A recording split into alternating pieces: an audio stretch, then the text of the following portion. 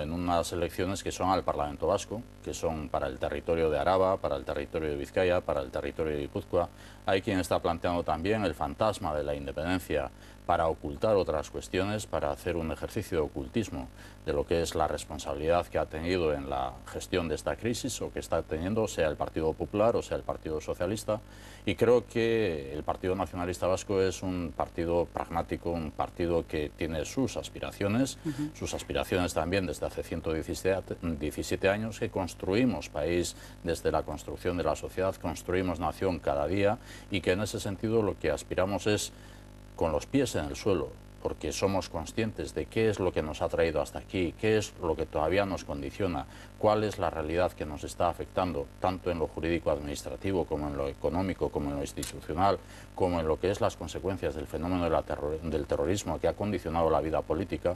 Bueno, pues conscientes de todo eso, con los pies en el suelo, sabemos que la prioridad es hoy la economía, pero que no podemos renunciar a lo que es la construcción día a día. A eso le iba yo, porque evidentemente no nos levantamos todas las mañanas pensando en la soberanía, pero sí que nos levantamos pensando en que si esto va a ser para ir a peor.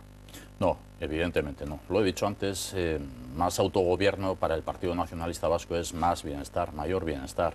Esto los ciudadanos y ciudadanas lo han podido comprobar en estos 30 años. Tenemos una experiencia demostrada que nos hemos dotado unas herramientas de autogobierno, que queremos seguir incrementando esas herramientas, que tenemos un sistema de autogobierno basado en una piedra angular que es el concierto económico, que nos hace diferentes a los demás y que tenemos que seguir aspirando a más, porque en un mundo globalizado yo creo que cada vez ser menos dependientes, cada vez gestionarnos nosotros mismos a nosotros mismos por más competencias que tengamos, lo haremos mejor y será más beneficioso para el conjunto de la sociedad. Este es un asunto que se ha colado de lleno en la campaña precisamente tras el órdago, podemos decir, de Cataluña. ¿Un camino que podemos recorrer con ellos? ¿O que ustedes piensan que pueden recorrer con ellos? No, son realidades diferentes y fíjese que yo he estado reunido todavía antes de la campaña electoral, en esta campaña de las elecciones al Parlamento Vasco, con el presidente de la Generalitat, con Artur Mas, y hemos estado hablando de las realidades de Cataluña y de la realidad de la comunidad autónoma del País Vasco, de Euskadi,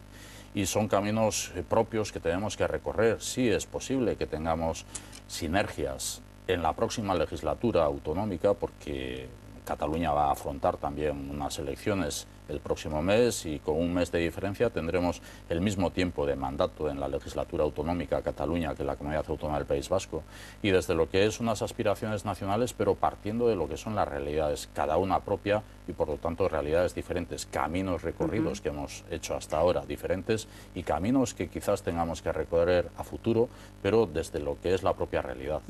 Lo ha dicho usted varias veces durante esta campaña electoral, sea, quien tenga deber de gobernar, quien tenga esa obligación, va a tener que recortar, y con la que está cayendo.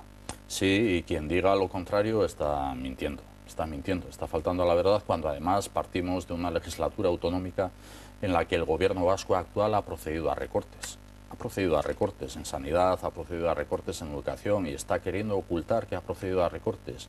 Partimos de una legislatura autonómica en este ejercicio presupuestario en el que el gobierno vasco ha tenido que retocar hasta por 2 veces el propio presupuesto. Partimos de una legislatura autonómica en la que hoy, a este día de hoy, sabemos que hay una menor recaudación, que antes de ayer, en el debate público que tuvimos, el propio candidato al Lehendakari del Partido Socialista de Euskadi, y Lehendakari hoy reconoció, y él fue el que dio la cifra de 1.044 millones de euros. No fui yo a quien me han tachado de mentiroso, a quien me han tachado de alarmista, sino que fue el propio Lehendakari hoy todavía quien habló de la cifra exacta de 1.044 millones. Por lo tanto, el próximo gobierno, con una carga financiera, con una deuda multiplicada hasta por 10 durante esta legislatura, pues se va a ver obligado, gobierne quien gobierne, sea el PNV o sea quien gobierne, a proceder a recortes, pero para el PNV está clara cuáles son las líneas rojas. Eso ahí va. Todos esos millones son más o menos un 10% del gasto, de la inversión que tiene Euskadi cada año. ¿Y dónde recortar? Porque evidentemente si quitamos un 10% de todo, eso es mucho. Pues sí, es mucho, pero hemos visto también cómo otros gobiernos han procedido a recortes de un 16% de media en cada uno de los departamentos, pero espero que no sea esa la necesidad que tenga el próximo gobierno vasco, sino que efectivamente con 1.000 millones de euros menos tenemos que recortar de un presupuesto de 10.400 millones, que es el actual, pues un 10%. ¿Dónde? Pues en los gastos propios de la Administración. ¿Dónde no? Pues como sucede en toda familia que se ve afectada por la circunstancia de unos gastos determinados y menos ingresos, tiene que priorizar. ¿Y dónde priorizan las familias? Pues manteniendo lo esencial y prescinden de lo que sea pues, superficial o superfluo.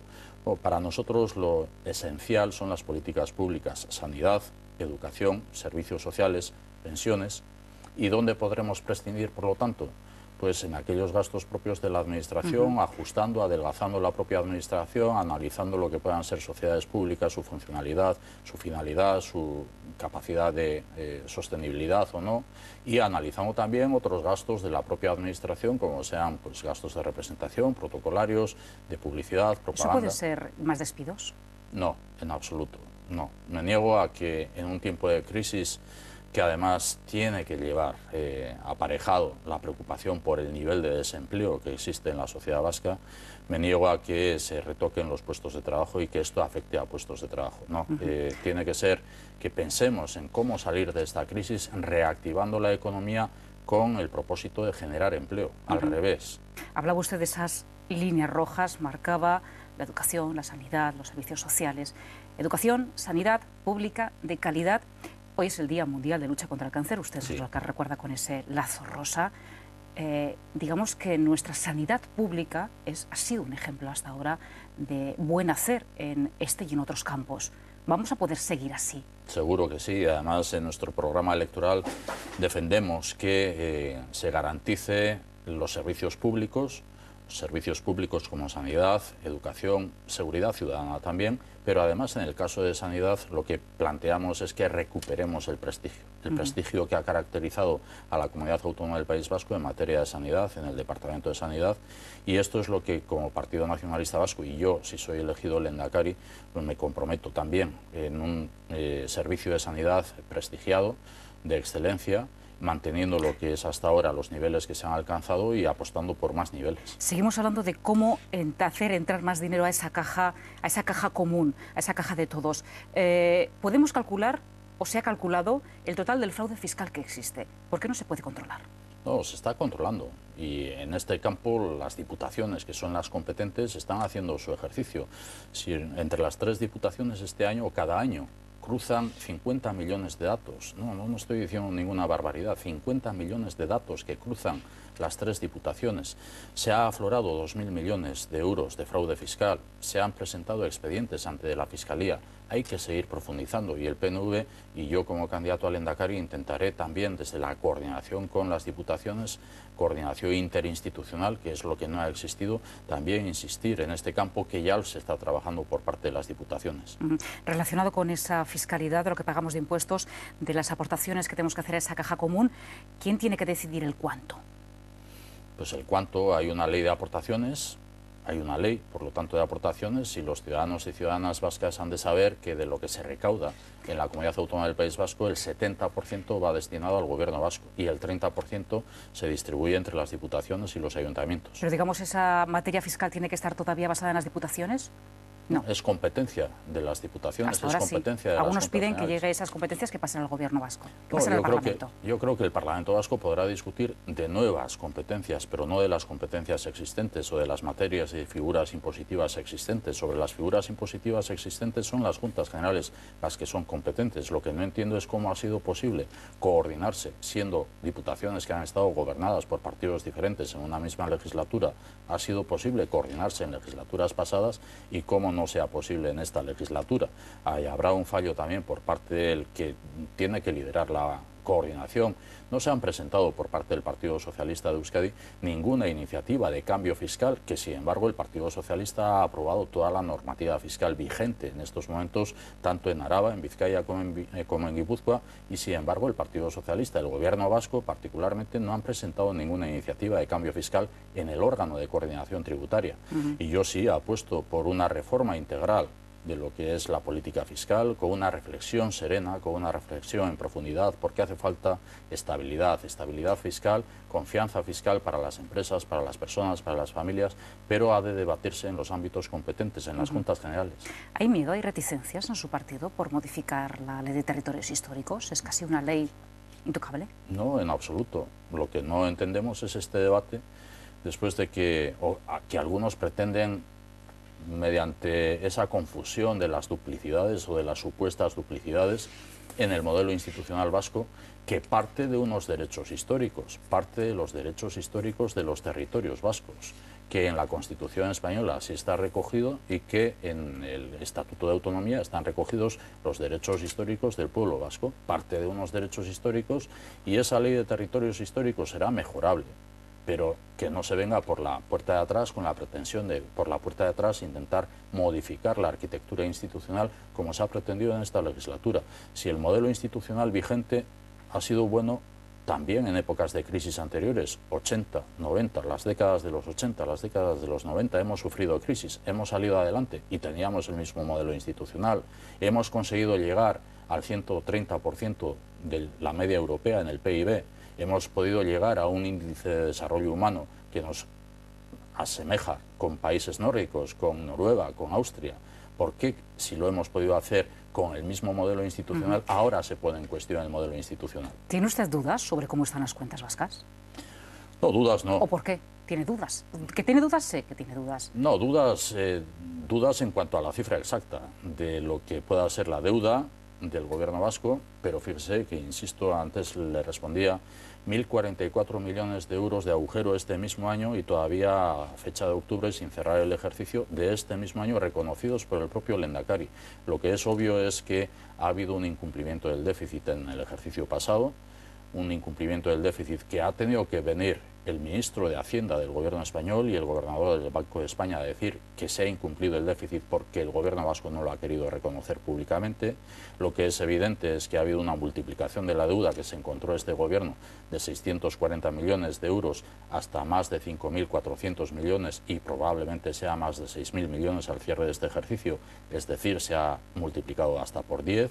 Lo que es evidente es que hay una carga financiera del propio gobierno vasco que es de 400 millones este año, pero de 700 millones el año 2014, de 800 millones el año 2015, que tendremos que afrontar intereses y amortizaciones, y esta es la realidad, pero necesito saber realmente cuál es el estado de las cuentas cuando se ha estado negando que había un agujero y ha venido el Endacari a reconocer antes de ayer que había un agujero. Mañana se cumple un año desde que ETA anunciara que ponía fin a su actividad armada.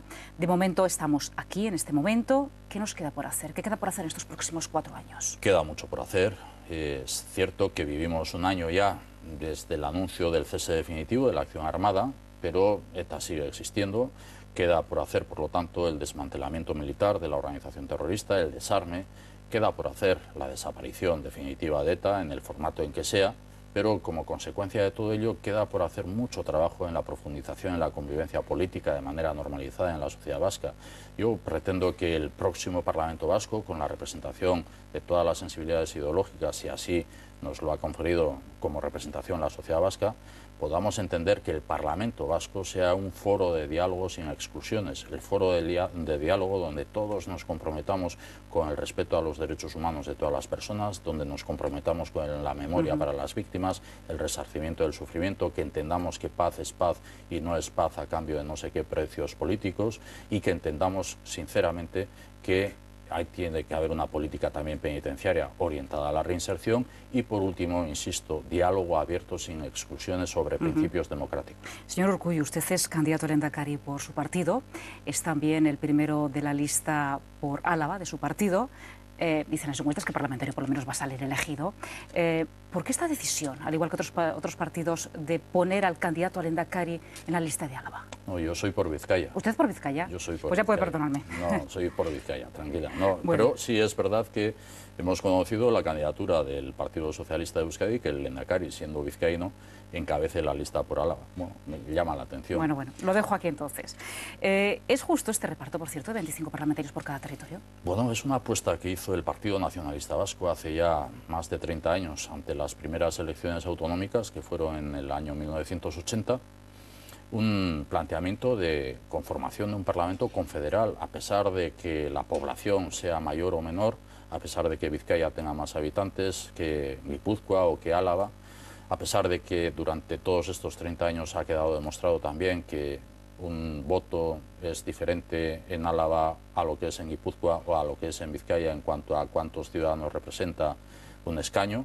Bueno, pues la apuesta del Partido Nacionalista Vasco fue la de la cohesión territorial, la de entender que los tres territorios que hoy forman parte de la comunidad autónoma tuvieran un mismo nivel de desarrollo y pese a todos los adjetivos que se ponen del vizcaínismo, de agravios comparativos, creo que vamos construyendo una comunidad autónoma equilibrada.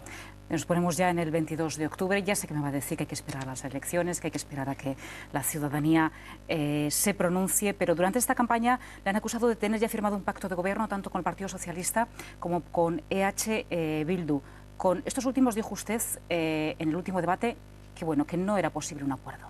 No dije que, o no creo que dijera que no era posible un acuerdo, ¿no? Si además estoy abogando por grandes acuerdos en materia económica, en materia de pacificación, en materia de normalización en la convivencia política, en materia de estatus de autogobierno. Estoy abogando por grandes acuerdos entre nacionalistas vascos y no nacionalistas vascos. Pero si estamos hablando de una fórmula de gobierno, sí, se ha dicho que tenemos un pacto cerrado. El problema es que lo ha dicho Laura Mintegi, la candidata de Euskal Herria Bildu, que lo dijo en el debate y además dijo que ella sabía que era así. Una candidata que viene a decir que quiere hacer política de otra manera y sin embargo cae en el mismo juego de otros partidos políticos de hacer una denuncia de un supuesto pacto y además decir que ella lo sabe que es así, está mintiendo conscientemente. Y no es que esté mintiendo conscientemente sobre este particular, otros están diciendo también que tenemos un pacto cerrado con Bildu. Bueno, pues mire, el Partido Nacionalista Vasco lo que hará será, tras la noche electoral el próximo domingo, analizar los resultados y empezar a hablar si nos corresponde ser la primera fuerza, que espero que sí, con la segunda fuerza y después con la tercera, con la cuarta y así sucesivamente. Pero insisto, grandes acuerdos son necesarios para la sociedad vasca. ¿En estos tiempos complejos nos podemos permitir no tener un gobierno fuerte? No, tendremos un gobierno fuerte. Y en el caso que a nosotros nos corresponda y a mí como lehendakari, si así soy elegido en el debate de investidura en el Pleno del Parlamento Vasco, será un gobierno fuerte, aun cuando sea un gobierno monocolor, si esa es la circunstancia que se dé en ese momento. Pero un gobierno monocolor puede tener un programa. Hemos conocido un gobierno monocolor con un apoyo parlamentario por parte del Partido Popular, un pacto PSE-PP en esta legislatura que termina con una mayoría absoluta en el Parlamento Vasco y que, sin embargo, no ha presentado un programa de gobierno al Parlamento Vasco. Nos queda último minuto de entrevista y nos quedan también menos de 2 horas de campaña. Podemos decir casi ya que la suerte está echada. Mañana es día de reflexión, pasado será día de elecciones. Antes de que se vaya a ese último acto político de su partido, un minuto para decirnos por qué tenemos que votar al Partido Nacionalista Vasco. Bueno, yo soy consciente de que estamos en una situación difícil, una crisis que nos está afectando a todos y todas en Euskadi y en la comunidad autónoma del País Vasco, pero tengo confianza en salir adelante. Euskadi va a salir adelante, Euskadi tiene futuro, eso es lo que estoy pretendiendo decir durante esta campaña y creo que tiene mejor futuro si seguimos nuestro propio modelo, el que hemos seguido hasta ahora.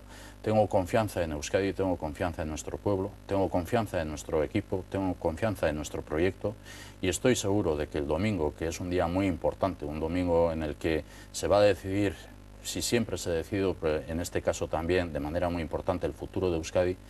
Hay muchas personas que pueden pensar que la mejor opción de gobierno es la que representa el PNV. Bueno, pues si es alguien que pueda pensar esto, le pido que vaya a votar. Hoy las urnas todavía están vacías. Las urnas se llenan el domingo. Y el domingo hace falta el apoyo de todos, el esfuerzo de todos para salir adelante, para sacar adelante este proyecto y para sacar adelante Euskadi. Íñigo Urkullu, candidato a lehendakari por el Partido Nacionalista Vasco. Gabón. Gabón. Buenas noches y buena suerte. Eskerrik asko. Y a todos ustedes decirles que aquí ponemos ya punto y final a esta serie de entrevistas.